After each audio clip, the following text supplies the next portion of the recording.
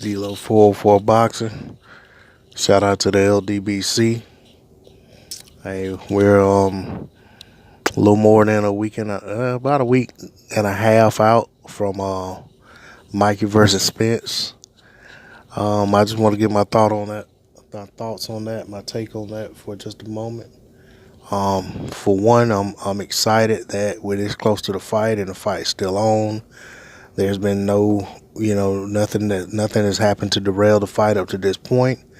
So it's looking as if all things are going to be a go. Um, I think this is an intriguing fight, and not a fight that I, for one, was looking forward to being made before it was made. It was a fight I kind of was like, I could think of two or three other fights that I'd rather see both guys in rather than them fighting each other, and I still feel that way. But the reality is that the fight got made, and now that the fight is made, I am excited that the fight's made. I'm excited that the fight is almost here because there's a lot worse fights that we could be getting, and we get a lot worse fights than this in the sport of boxing. So I'm not gonna crap on the fight. I'm not gonna say that the fight shouldn't be happening. I'm glad the fight is happening. It's a good opportunity for both guys. It's a better opportunity for Mikey than it is Errol. I think for Mikey, it is a David versus Goliath type fight. Um, it's similar to Duran moving up to challenge Sugar Ray Leonard. Whereas, for Duran to get that win, it's everything because you're coming up two weight classes. Well, for Mikey, he's actually coming up one, but he's going up facing a very big guy who's even big for the division. And for Mikey to be facing him and, didn't come with any weight stipulations saying, hey, I need you to, we need to fight at a catch weight, or he didn't come in demanding that, Errol only be able to weigh a certain thing on fight, and weigh, a certain amount on the night of the fight, so forth and so on. I mean, which is an IBF title that Errol has. There's already a rehydration clause in place already, if I'm not mistaken. But the reality is that, he's coming up to Errol's division and he's challenging for his title when a lot of guys in that division don't want to fight Errol Spence for whatever reason. So I commend Mikey on that. I commend Errol Spence as well for taking the fight. We all know that Errol was very dismissive of Mikey for quite some time before the fight got made. And quite honestly, I didn't blame him because there were better fights out there for him to take part in. There were fights out there that he needed to have to get what he wants. If he said he wants to be undisputed at 147, but those fights didn't come to fruition for one reason or another. Mikey Garcia's out there. He's a named fighter. He's a very popular fighter. He's considered pound for pound, in the top pound for pound by a lot of people. Not the top, but I mean, when I say top, I mean top 5 on some people's list. Some credible people, top 5, top 10. And a lot of people see Errol Spence in that same category. So with that said, two of those guys fighting one another, it makes sense.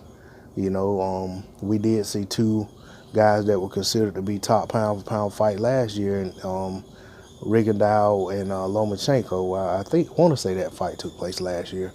It may have taken place at the very end of 2017, but I think it was the beginning of 2018. I'm not sure.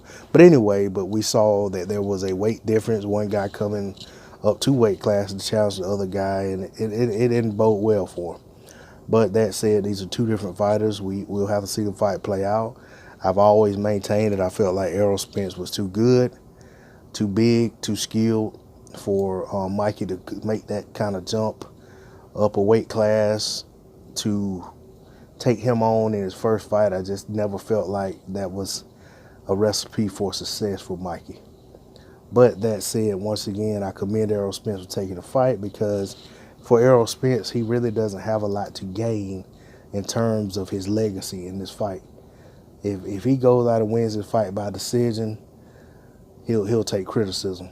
If he goes out and even wins by knockout but struggles for rounds versus Mikey, he's going to take on a lot of criticism because the consensus will be that this is a fight that he was fighting and that he should have won with no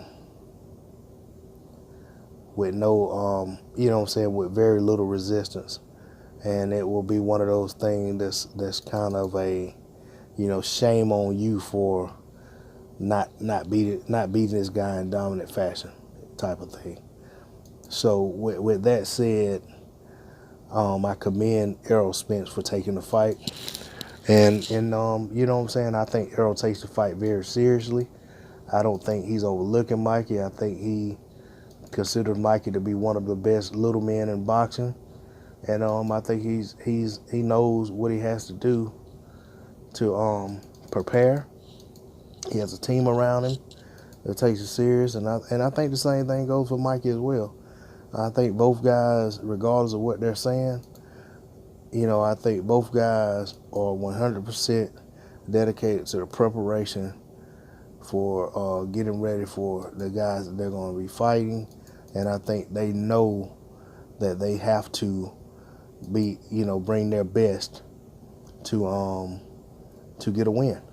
They can't take the other guy lightly. They're going to have to be 100%, at their best, or need to be 100% at their best, and need to be 100% prepared for the other guy's best to get a win in this fight. So, with that said, I'm looking forward to the fight. I had planned on trying to get out to Texas, to Dallas for the fight, but my wife has made has decided that she wants to do something early part of April that I'm on board for. So I don't really want to have to spend that kind of money back to back within a span of a few weeks. So I'm going to watch the fight on pay-per-view, going to support the guys and support the event, and see what they have to offer. But in terms of a breakdown, I'm going to wait just a little bit closer to the fight, and I'm going to give my breakdown for anyone that may be interested in it. But like I said, I'm not one that's going to crap all over this fight, regardless of how it plays out. I think it's a good fight to be had. But and I'll make the comparison one more time and say that, hey, the Duran-Leonard fight, Duran stepped up and was able to get the win in the first fight. But Sugar Ray Leonard never really had a lot to gain by beating Duran, even with Duran being as accomplished as he was. Mikey's no Roberto Duran, even in terms of accomplishment or seemingly inability right now. But we'll see how the fight plays out. Shout out to the LDBC. Shout out to my supporters. Shout out to my subs. Everyone has subscribed to the channel. I ask that you please subscribe. Help me get the subscriber count up and grow this channel. If you want to drop a comment in the comment section, please feel free to do so. Hit that like button. It's D-Lo 404 Boxing, and I'm out. Peace.